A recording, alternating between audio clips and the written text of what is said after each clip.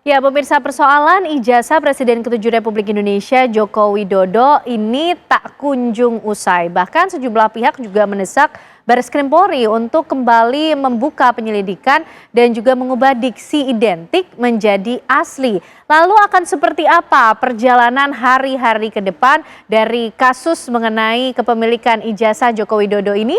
Malam hari ini pemirsa, kita akan kembali membahasnya bersama dengan sejumlah narasumber yang sudah bergabung bersama kami di Apa Kabar Indonesia. Malam hari ini ada Mas Heri Firmansyah, dosen hukum pidana dari Universitas Tarumanegara. Selamat malam Mas Heri, apa kabar? Selamat malam, alhamdulillah sehat. Sehat, terima kasih sudah bergabung. Waalaikumsalam. Dan juga bergabung melalui sambungan Zoom ada Kabar Reskrim Polri tahun 2008 hingga 2009, Pak Susno Duaji. Selamat malam Pak Susno, apa kabar?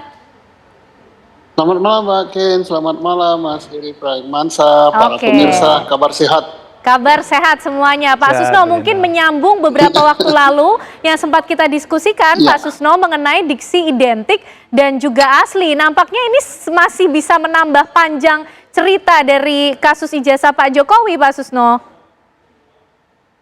Iya, karena sebagaimana saya katakan berkali-kali yang dipersoalkan identik itu ya. Identik betul, identik dengan jaksa, dengan dengan pembanding. Persoalannya pembanding itu tidak dijelaskan.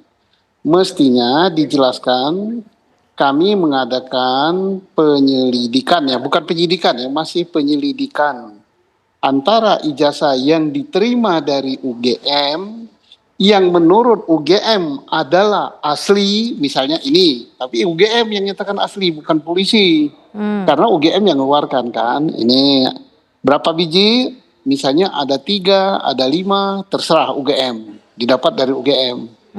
Dibandingkan dengan ijazah Pak Jokowi. Nah, ijazah UGM tadi diambil yang tahun tamatnya diperkirakan sama dengan tamatnya Pak Jokowi, yaitu tahun 85. Fakultasnya harus sama. Nah, setelah itu dibandingkan nanti hasilnya bahwa ijazah Pak Jokowi sama dengan ijazah yang dari UGM yang satu angkatan tahun 85 Fakultas Kehutanan dan asli, maka ijazah Pak Jokowi asli. Atau bisa juga dia ijazah Pak Jokowi setelah kami teliti di laboratorium, kami bandingkan dengan 2, 3 atau 5 ijazah Fakultas Kehutanan tahun 80, tidak identik, tidak sama, berarti yang ini adalah ya tidak asli karena tidak sama kan. Kayak satu.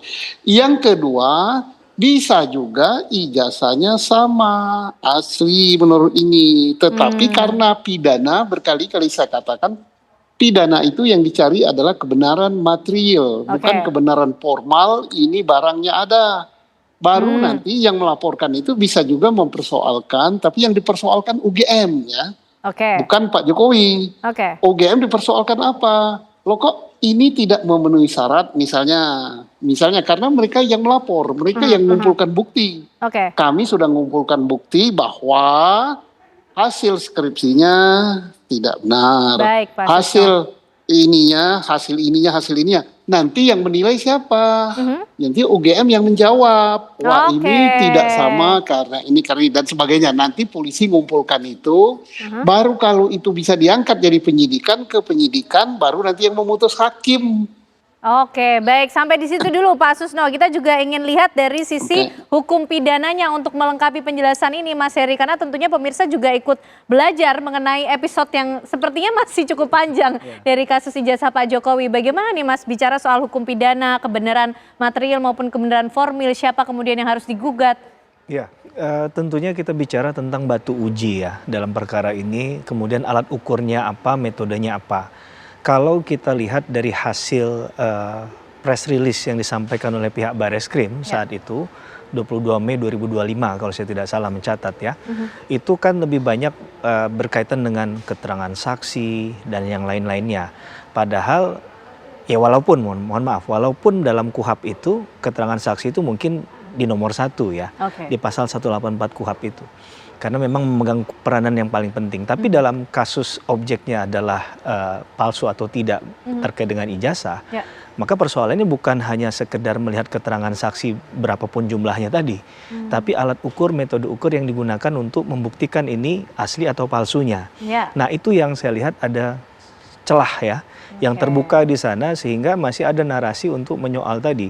Kemudian dikaitkan dengan asli berbeda dengan identik Sehingga gitu jadi ya. panjang nih episodenya, Mas Heri. Padahal tadi kalaulah misalnya Bareskrim memang ingin membuat ini menjadi titik menurut saya, tidak hanya harus dari Puslap 4 saja. Bahkan mungkin diupayakan untuk ada pembanding di sana.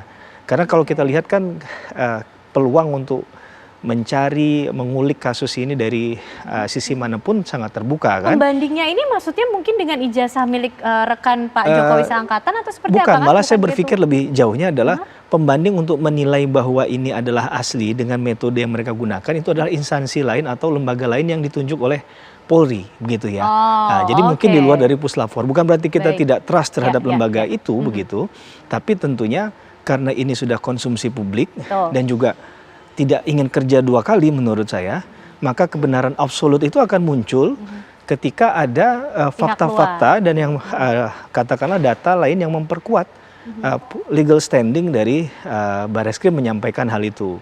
Karena masalahnya begini, kalau ini dihentikan dalam tahap penyelidikan, maka pihak Roy Suryo dan kawan-kawan tidak punya chance untuk dia dorong ke pra-peradilan. Karena kalau dia akan masuk ke pra-peradilan kalau berhenti di tahap penyidikan. Tersah tidaknya penangkapan, penahanan, penyidikan dan lain sebagainya kan masuk dalam kualifikasi pra-peradilan. Sesuai ketentuan pasal 77 sampai 83 KUHP. Nah, ini tentunya akan sangat merugikan bagi pihak yang awalnya menggadang-gadang bahwa ini adalah ijazah palsu gitu kan. Walaupun narasi yang disampaikan oleh UGM selalu sama, langgamnya sama bahwa dari awal mengatakan ini asli.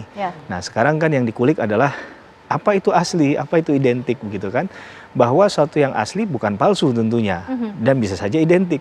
Tetapi suatu yang identik belum tentu asli kan, ini jadi persoalan. Jadi penggunaan istilah kata pun jadi persoalan di sini. Apakah saya tidak tahu apakah saat itu memang yang disampaikan oleh pihak Bareskrim sebagai corong untuk menjelaskan hal ini itu tidak memperhatikan diksi kata tadi, tapi tidak mengubah substansi dari apa yang disampaikan, sehingga ini hanya permasalahan diksi kata saja, atau malah memang itu muncul dari ketidakyakinan misalnya kan.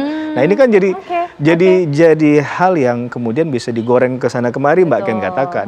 Maka menurut saya harus ada ketegasan terhadap perkara ini. Toh terlepas dari apapun itu sudah dirilis bahwa ini sudah jelas dikatakan di tahap penyelidikan oleh pihak Bareskrim, jelas sekali disampaikan hal itu dan tidak ditemukan ada perbuatan pidana. Mungkin ini bisa dikoreksi sama Pak Susno ya, Pak Jenderal kita, Pak Purnawirawan.